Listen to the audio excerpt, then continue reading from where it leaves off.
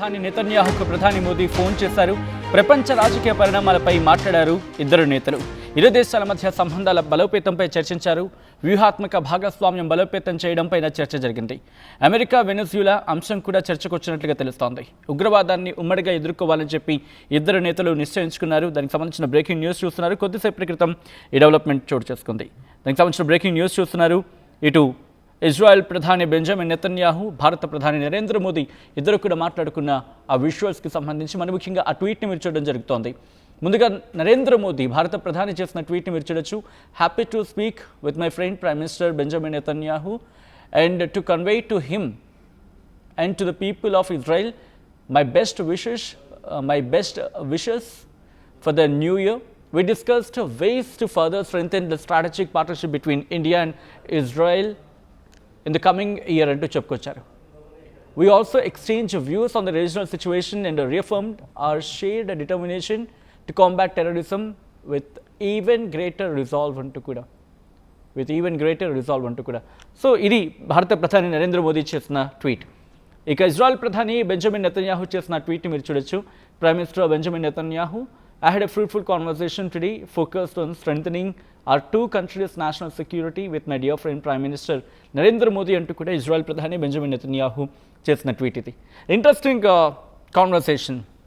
Venezuela ఘటన తర్వాత ప్రపంచం రియాక్షన్ గురించి మాట్లాడుకుంటున్న తరుణంలో ఇప్పుడు భారత ప్రధాని నరేంద్ర మోదీ అలాగే ఇజ్రాయెల్ ప్రధాని బెంజమిన్ నెతన్యాహు వీళ్ళిద్దరి కాన్వర్సేషన్ ఇంట్రెస్టింగ్ పరిణామం కింద చెప్పుకోవాలి. ఎందుకంటే రీజనల్ టెన్షన్స్ రోజు రోజుకి ఇంకా పెరిగి పతాక స్థాయికి చేరుకుంటున్నాయి. వెనిజులా ఘటన తర్వాత ఇటు రీజనల్గా మరి ముఖ్యంగా ఆ ప్రాంతాలకు సంబంధించి ఇటు వెనిజులా, ఆ తర్వాత కొలంబియా గురించి మాట్లాడుకుంటున్నారు, క్యూబా గురించి మాట్లాడుకుంటున్నారు, గ్రీన్లాండ్ గురించి మాట్లాడుకుంటున్నారు. ఇంత చర్చ జరుగుతున్న తరుణంలో ఇప్పుడు ఈ రెండు దేశ అధినేతలు అటు భారత్ అలాగే దాంతోపాటు ఇటు ఇజ్రాయెల్ ఇద్దరు మాట్లాడుకోవడం. ఒక్కసారి భారత ప్రధాని నరేంద్ర మోదీ చేసిన ట్వీట్ని ఒకసారి మీరు చూడొచ్చు. Happy to speak with my friend prime minister Benjamin Netanyahu and to convey him and to the people of Israel my best wishes for the new year. అంటే నూతన సంవత్సర శుభాకాంక్షలు తెలియజేస్తానంటూ ఆయన చెప్పుకొచ్చారు. ఆ తర్వాత మీరు చూస్తే we discussed ways to further strengthen the strategic partnership between India and Israel in the coming years. భవిష్యత్ కాలంలో ఇటు భారత్ అలాగే ఇజ్రాయెల్ మధ్య ఆ స్ట్రాటజిక్ పార్ట్నర్షిప్ని బలోపేతం చేసేందుకు దాని గురించి చర్చించుకున్నామనేది భారత ప్రధాని నరేంద్ర మోదీ చెప్పుకొచ్చిన మాట. అండ్ లాస్ట్ 2 lines చూడండి. We also exchanged views on the regional situation and reaffirmed our shared determination to combat terrorism with even greater resolve. అంటే ఉగ్రవాదాన్ని అణిచేందుకు మరి ముఖ్యంగా పాకిస్తాన్ అంశం. మనకి పాకిస్తాన్ కదా ఉగ్రభూతం, ఇంకంతకన్నా మించింది ఏముంది? అక్కడి నుంచే వస్తున్న సందర్భం కాబట్టి పాకిస్తాన్ మీద ఇటు భారత్ ఉక్కుపాదం మోపేందుకు సిద్ధం కాబోతోందా? అందుకు ఇజ్రాయెల్ సాయం తీసుకునే అవకాశం కనిపిస్తోందా? మీరు చూడొచ్చు. We also exchanged views on the regional situation and reaffirmed our shared determination to combat terrorism with even greater resolve. ఇక్కడ ఆ కాంటాక్ట్స్ గురించి మాట్లాడుకునే ప్రయత్నం చేద్దాం. ఆ లాస్ట్ 2 linesకి సంబంధించి సోషల్ మీడియాలో ఒక చర్చ జరుగుతోంది.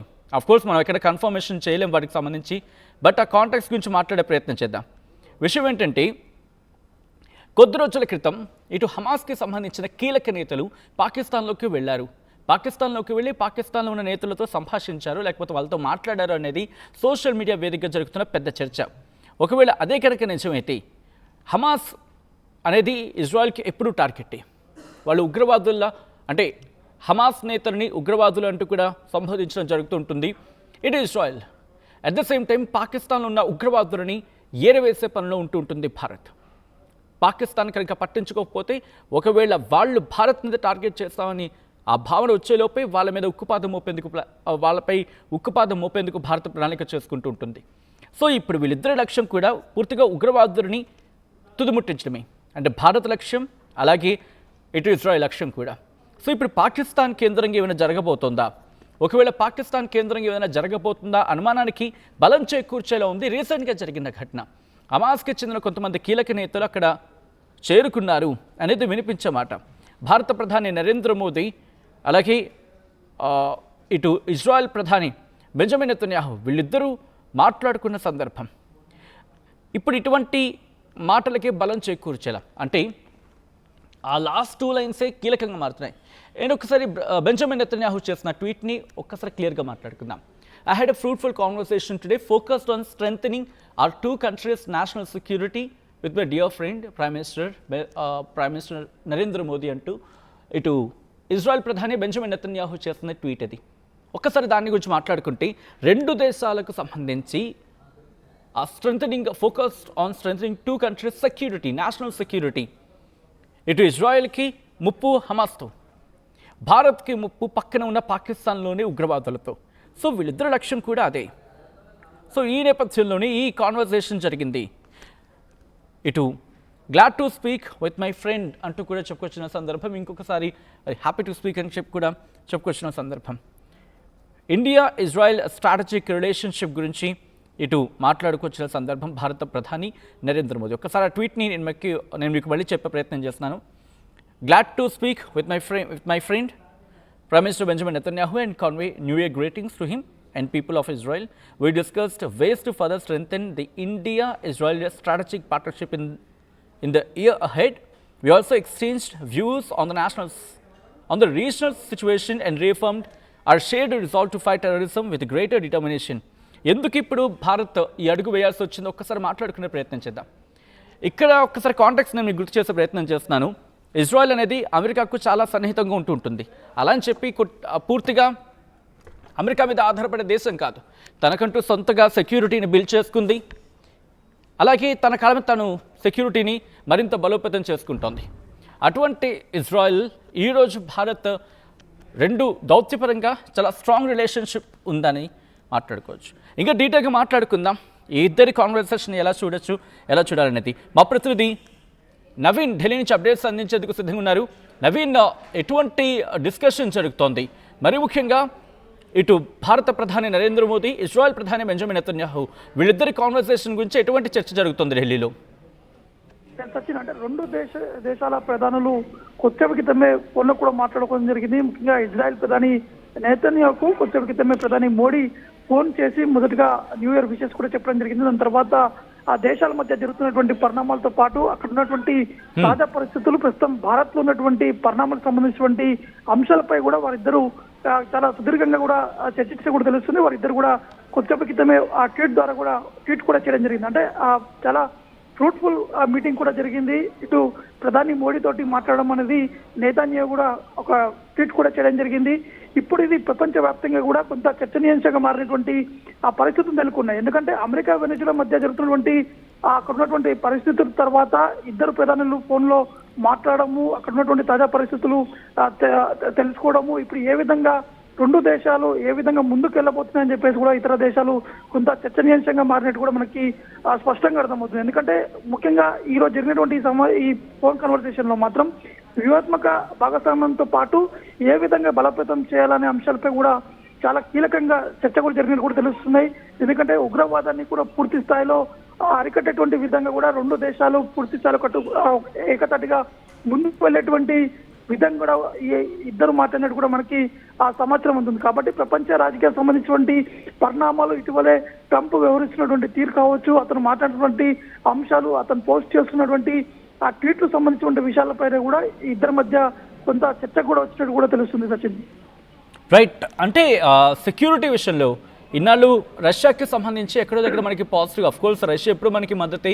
బట్ ఇంట్రెస్టింగ్ డిస్కషన్ ఏంటంటే కనుక నిన్న కాక మొన్న, లేకపోతే నిన్న కొద్ది గంటల క్రితము ఇటు అమెరికా అధ్యక్షుడు డొనాల్డ్ ట్రంప్ చేసిన వ్యాఖ్యలు, డిఫెన్స్ రంగంలో భారత్ ఇటు అమెరికా నుంచి సాయం తీసుకుంటోంది, లేకపోతే అమెరికా నుంచి డిఫెన్స్ డీల్ అనేది ఉంది, వాటి గురించి మాట్లాడిన సందర్భంలో ఇప్పుడు డిఫెన్స్కి సంబంధించి మాట్లాడుకునే సిచ్యువేషన్ కూడా ఇక్కడ ఉంటుంది. కాబట్టి ఇటు ఇజ్రాయెల్ పాత్రను ఎలా చూడాలి? ఎందుకంటే ఇజ్రాయెల్ అనేది అమెరికాకి చాలా ఆప్త మిత్రుడు. ఇంకా చెప్పాలంటే ఇజ్రాయెల్ అనేది అమెరికా మీద ఆధారపడి ఉంటుంది. సో ఇటువంటి ఇజ్రాయెల్ ఈరోజు ఉగ్రవాదాన్ని అణగదొక్కేందుకు భారత్తో సాయం చేస్తాను, భారత్కి కలిసి వెళ్తామంటూ మాట్లాడుకుంటున్న సందర్భంలో ఒక వ్యూహాత్మకంగా వెళ్తోందా? అంటే ఇటు అమెరికాకి నేరుగా కాకుండా ఇటు ఇజ్రాయెల్తో తన సంబంధాన్ని కొనసాగిస్తూ ఉగ్రవాదాన్ని అణిచేందుకు ముందుకు వెళ్ళే అంశంలో భాగంగా ఈరోజు అడుగు వేస్తుంది అనుకోవాలా ఇంకొకసారి?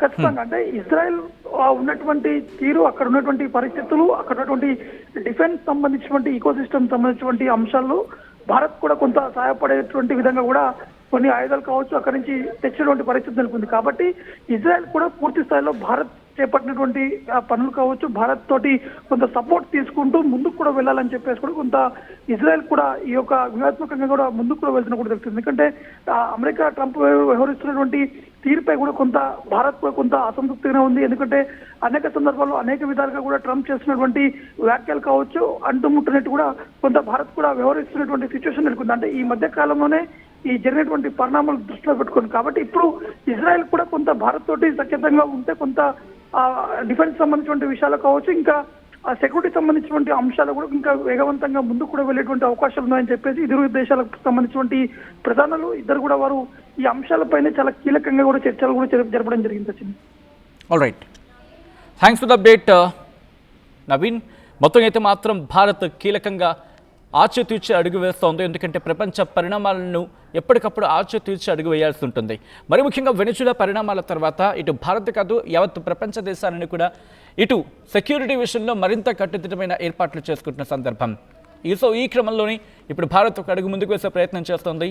ఇప్పుడు ఇజ్రాయెల్ అలాగే భారత్ మధ్య ఆ సత్సంబంధాలను రిలేషన్స్ని మరింత బలోపేతం చేసేందుకు అడుగులు వేస్తున్న క్రమం. ప్రపంచ రాజకీయాలపై మాట్లాడుకున్నామంటూ భారత ప్రధాని నరేంద్ర మోదీ చెప్పుకొచ్చారు. ఇరు దేశాల మధ్య సంబంధాల బలోపేతంపై చర్చ జరిగిందన్నారు. వ్యూహాత్మక భాగస్వామ్యం బలోపేతం చేయడంపై చర్చ జరిగిందంటూ చెప్పుకొచ్చారు. అమెరికా వెనుజులా అంశం కూడా చర్చకు వచ్చినట్లు తెలుస్తోంది. ఇక ఉగ్రవాదాన్ని ఉమ్మడిగా ఎదుర్కోవాలని చెప్పి ఇరు దేశాధినేతలు నిర్ణయించుకున్నారు. అసలైన తొలి వెలుగు. ఫాలో వాట్సాప్ @తొలి వెలుగు official.